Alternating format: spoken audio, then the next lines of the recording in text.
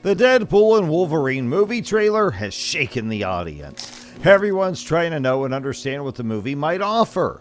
Therefore, to feed your hunger to know more, in this video we're going to talk all about the cameo scene from the movie Deadpool and Wolverine. Excited? Well, stay with us till the end of the video to know it all, and let's get started. It sounds like a lot is happening in the Deadpool and Wolverine trailer. Marvel's unveiled several new cameo scenes, some of which were expected and others are deep cuts that fans will love.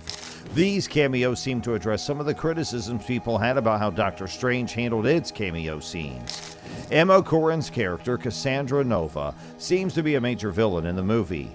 She is on a void planet similar to what we saw in the Loki series, and Deadpool is tasked with stopping her instead of the TVA handling it. Cassandra Nova is portrayed as the evil twin of Professor X, professing and possessing the same powerful telepathic abilities. She hails from an alternate timeline within the X-Men universe, and her mere existence was enough to cause a Nexus event, much like Sylvie in Loki. On the Void planet, Cassandra has gained control of Elias, a powerful being capable of consuming entire timelines. This makes her a significant threat to the multiverse, especially considering her past involvement in the Multiverse War. It seems Marvel's building towards some major events, possibly leading into secret wars.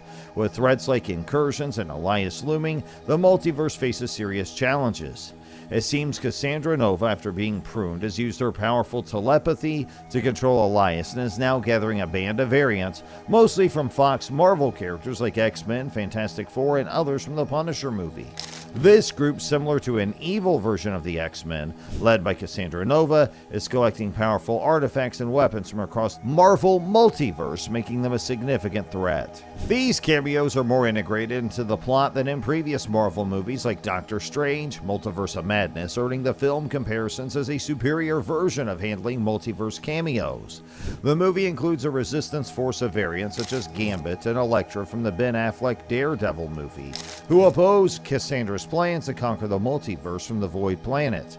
While the Void is primarily populated by Lokis, this movie explores other Marvel variants beyond the Loki seen in the series. Hugh Jackman's Wolverine appears as a weathered variant, interacting with characters including Deadpool, who he refers to as Lady rather than a kid, hinting at a humorous dynamic between them.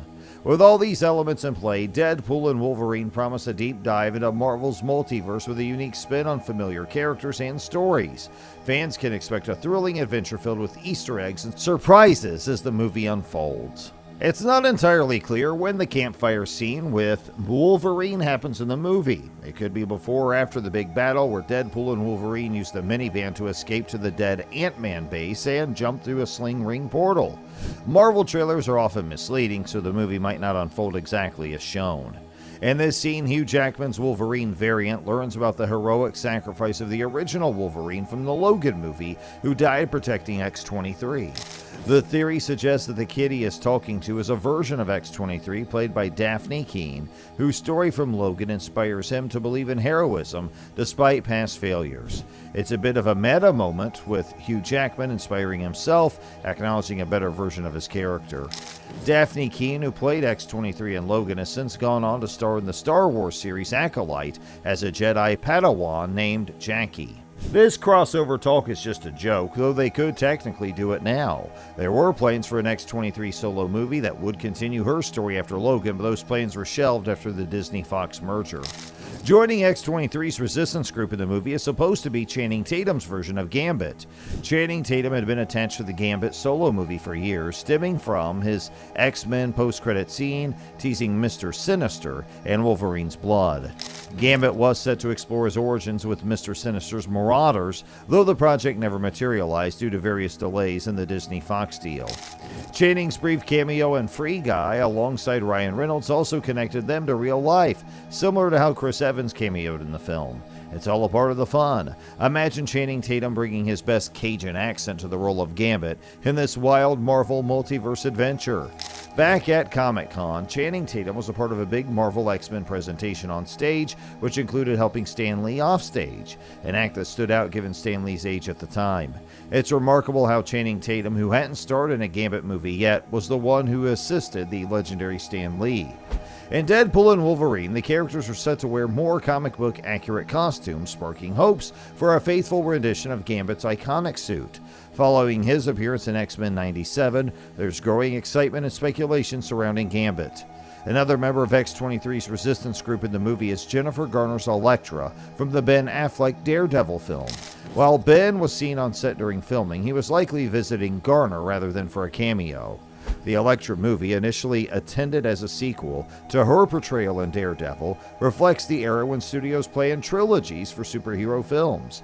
However, plans changed after the movie underperformed at the box office. Looking back at Marvel's movie announcements from 2004 to 2006, it's fascinating to see the ambitious plans that never came to fruition, shaping the nostalgia and Easter eggs in Deadpool and Wolverine.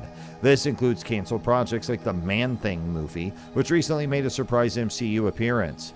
As excitement builds for Deadpool and Wolverine, exploring these nods to Marvel's cinematic past becomes a new part of the fandom experience, a journey through what might have been in the early days of superhero cinema. Deadpool and Wolverine promises to be a cinematic celebration of Marvel's expansive universe, weaving together a tapestry of cameos and references that span both cherished and forgotten corners of Marvel's film history. The trailer hints at a reunion with Wesley Snipes' Blade from Blade Trinity, offering a nod to the film that kickstarted Marvel's modern era of superhero movies. This inclusion not only acknowledges Blade's foundational role, but also invites speculation about a potential crossover with Ryan Reynolds' Deadpool. The film's premise appears to explore alternate paths and what-ifs within Marvel's cinematic multiverse, showcasing concepts like Tom Cruise as Iron Man before Robert Downey Jr.'s iconic portrayal reshaped the character's cinematic identity. Imagining Robert Downey Jr. as Dr. Doom adds another layer of intrigue, highlighting the interconnectedness and missed opportunities within Marvel's cinematic evolution. Throughout the trailer, glimpses of canceled projects like Namor and the Nicolas Cage-led Ghost Rider movie remind audiences of Marvel's ambitious but unrealized plans. These snippets serve as breadcrumbs for eagle-eyed fans, hinting at what might have been while enriching the narrative fabric of Deadpool and Wolverine. The inclusion of Tobey Maguire's Spider-Man from the early 2000s offers a nostalgic trip down memory lane, juxtaposed against the current MCU iteration of the character. Similarly, canceled solo efforts like the Silver Surfer spin-off and the earlier attempts at Captain America before Chris Evans highlights Marvel's perseverance in bringing its characters to life on screen, despite occasional setbacks. Deadpool and Wolverine is not just about revisiting the past, it's about celebrating Marvel's resilience and evolution in cinema. By referencing these canceled projects and iconic roles, the film taps into a rich reservoir of nostalgia and what could have been scenarios, enriching its narrative with layers of depth and fan service. So what difference do you expect from Deadpool and Wolverine? Do share with us in the comments section below. And if you enjoyed today's video, don't forget to like, share, and subscribe to our channel, and stay tuned for more.